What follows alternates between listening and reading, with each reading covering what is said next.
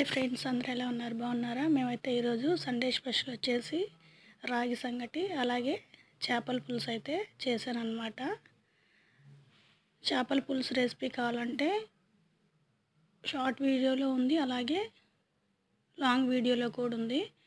ఒకసారి చూసి ట్రై చేయండి.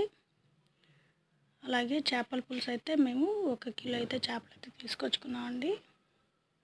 చూసారు కదా ఎంత కలర్ఫుల్గా ఉందో, రెడ్.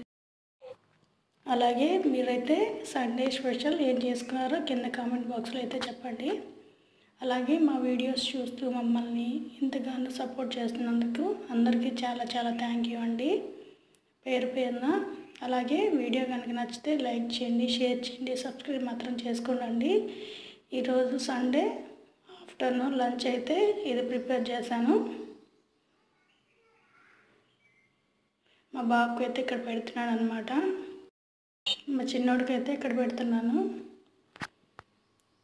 ముళ్ళు లేకుండా చిన్నగా అయితే చూసి అయితే పెట్టేయాలి. మా పాప అయితే ఫిష్ తిందనమాట.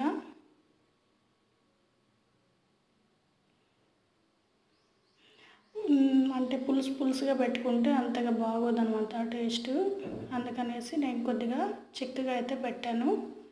ముక్కలు చూసారా, పట్టుకుంటేనే కూడా వచ్చేస్తున్నాయి. అంత బాగా అయితే ఉడికిపోయింది. టేస్ట్ కూడా చాలా బాగా వచ్చిందనమాట.